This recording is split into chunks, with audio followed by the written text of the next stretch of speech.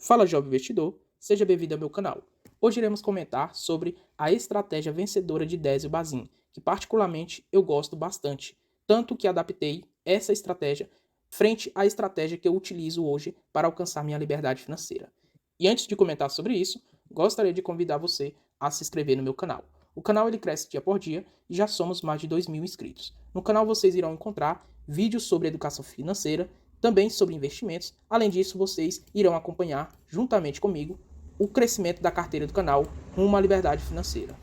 Então, sem enrolação, vamos para o vídeo. Primeiro ponto que a gente observa é que a estratégia do Désio Bazin já foi avaliada por vários especialistas.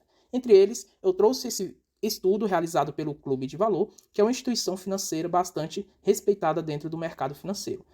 Eles simularam, então, por 24 anos, investindo um capital de R$ 10.000 usando a estratégia do Désio Bazin, ou seja, entre 1996 a 2020. Nesse período, o capital de R$ 10.000 foi multiplicado por 147 vezes em 24 anos e performou muito além do que o próprio CDI, Ibovespa, IBRX-100 e de fato entregou aproximadamente 1,4 milhões de reais. Então transformou basicamente 10 mil em quase 1,5 milhões de reais e de fato uma estratégia bem vencedora. E quando comparado com o próprio indicador do Ibovespa, a gente observa que a estratégia do Désio Bazin entregou o dobro de rentabilidade em relação ao Ibovespa e praticamente com o mesmo risco, um risco de 28,73% em relação ao Ibovespa, que foi de 28,68%, simplesmente investindo em boas empresas que pagam bons dividendos. E outro ponto interessante é que o pior retorno mensal foi observado no Ibovespa, com 39,55% negativo, enquanto a estratégia do Désio Bazin performou menos 30,34%. Então, de fato, uma estratégia que tem praticamente o mesmo risco do que investir no Ibovespa, entrega praticamente o dobro de resultado. Outro ponto que a gente observa é os pilares atrelados a essa estratégia. E aqui se resume a 5 pilares. O primeiro, considerar apenas empresas que possuam liquidez acima de R$ 1 milhão, e aqui eu adaptei, porque R$ 1 milhão não é problema algum para o pequeno investidor e dá para sair do papel assim que ele achar interessante, porque a empresa perdeu ali seus fundamentos.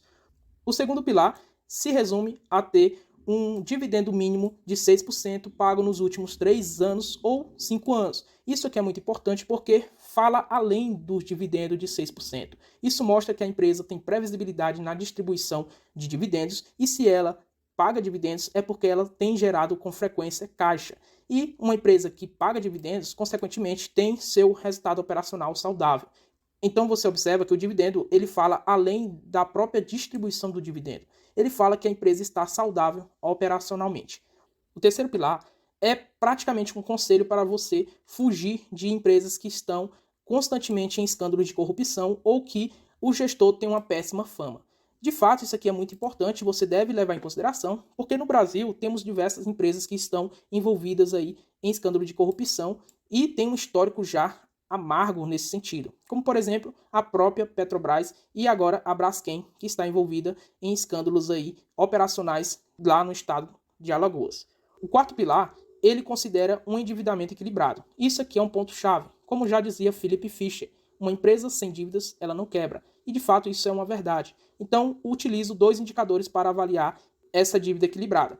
Dívida líquida sobre EBITDA não deve ser superior a 3 vezes. Isso, na prática, representa que a empresa possui uma geração de caixa que consegue honrar sua dívida em até 3 anos. E uma dívida líquida sobre o seu patrimônio líquido igual a 1. Ou seja, a empresa tem um patrimônio líquido de 1 bilhão e a dívida é de 1 bilhão. E assim você tem uma dívida líquida sobre o seu patrimônio líquido de uma vez. Então, mostra que a empresa está bem equilibrada nesse sentido e não está alavancada, não correndo risco para o pequeno investidor. O quinto pilar, e aqui é subjetivo, porque você tem que analisar a sua carteira semestralmente e se desfazer da ação caso ela fique 2 anos sem pagar dividendos. E aqui tem um ponto que você deve sempre observar, porque às vezes a empresa fica impedida de remunerar seus acionistas, como aconteceu com a Klabin. E o sexto pilar, que não está aqui, mas você deve levar em consideração, é estabelecer um preço teto. Por quê? Porque vai impedir de você pagar caro pelo papel. Então você estabelece um preço teto e caso a cotação venha a subir acima desse preço, aí você fica apenas montando caixa para quando ela retornar ao preço teto, você realizar o aporte. Então agora eu vou mostrar para vocês na prática como implementar a execução aqui desses 5 pilares na avaliação de uma empresa. Aqui vocês irão observar uma carteira de recomendação do BTG Pactual recomendada para os seus clientes. O que é que a gente observa? Várias empresas dentro dessa carteira. Tem Banco do Brasil, tem BB Seguridade, Copel, Petrobras, Banco Itaú, Gerdau, entre outras. E vamos utilizar nos nossos exemplos a Copasa, que é uma empresa que estou há muito tempo sem falar sobre ela. Então aqui no Investidor 10 a gente vai observar alguns indicadores. O primeiro indicador que a gente avalia dentro da estratégia do 10 Bazin é justamente a liquidez. E aí a liquidez não é nenhum problema para a Copasa, como a gente observa aqui, uma liquidez média diária acima de 38 milhões de reais. Segundo ponto que a gente observa dentro da estratégia é um yield mínimo de 6% pago nos últimos 5 anos. Aí a gente observa que a Copasa pagou nos últimos 5 anos no mínimo de 8,5%.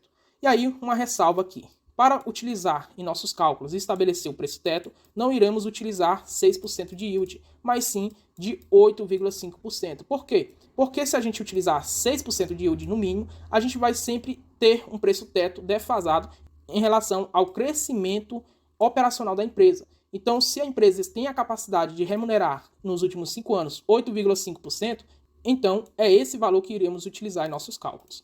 Então, ressalva realizada.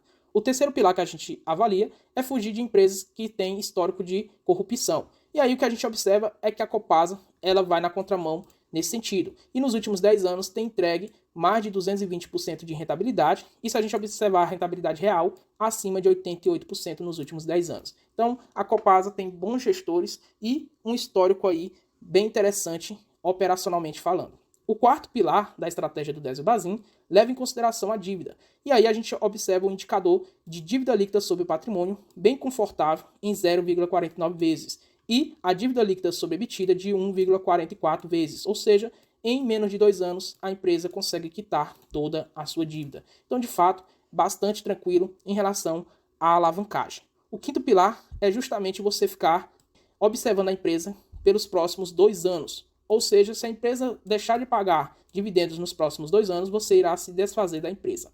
Aí, vamos levar em consideração agora o cálculo do preço teto. Para calcular o preço teto, você tem que entender a expectativa de lucro da empresa. Nesse sentido, eu utilizo esse site e recomendo, é um site bem interessante para você olhar as projeções de lucro líquido de empresa. Eulepo é um bom site nesse sentido. Aí, eu já coloquei aqui a Copasa para a gente observar os seus resultados, e aqui abaixo você vai observar que ele tanto entrega resultados de anos anteriores, como ele faz uma projeção futura do lucro líquido da empresa. Então, lucro líquido para 2024, a gente observa que projetam 1,2 bilhões de reais em relação a 2023, que foi um lucro líquido de 1,36 bilhões de reais. Isso é uma queda de 12,11% em seu resultado de crescimento do lucro líquido. Então, de fato, iremos observar uma queda de resultado na Copasa, segundo as projeções do Eulerpool. E aí, levando em consideração essas projeções, vamos estabelecer o preço teto da Copasa. Aí, para estabelecer o preço teto da Copasa, vamos então pegar alguns indicadores. Primeiro ponto, cotação atual R$ 21,17. Lucro líquido projetado 1,2 bilhões de reais. Isso é um LPA de R$ 3,16, o que nos dá, então, um preço sobre seu lucro de 6,70 vezes. Se a empresa utilizar o payout atual, que é de 73,45% para o ano de 2024, com esse lucro, estamos falando de um dividendo de R$ 2,32. E nessas cotações, isso representa um retorno só em dividendo de 10,96%. E para quem pagou barato, lá em outubro de 2023, a gente observa uma cotação de R$ 15,94 e essa pessoa que pagou barato pelo papel vai receber um dividendo yield de 14,55%, recebendo o mesmo valor de dividendo de R$ 2,32. Então, pagar barato é muito importante e, de fato, o preço importa e importa muito. E para você estabelecer um preço teto é bastante simples. Vamos levar em consideração, como foi comentado no slide passado, um dividendo yield de 8,5% no mínimo para você ser remunerado nessa ação da Copasa. Aí, basicamente o que você irá levar em consideração. Abrindo nossa calculadora, a gente está falando então de um dividendo projetivo de R$ 2,32.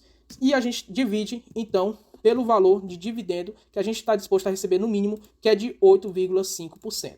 Feito isso, a gente observa o nosso preço teto de R$ 27,29. E em relação à cotação atual, que é de R$ 21,17, a gente observa que o valor da cotação está abaixo do nosso preço teto, que é de R$ 27,29. Temos, então, uma margem de segurança de 28,92%. Então, de fato, a empresa está em um preço bem interessante neste momento.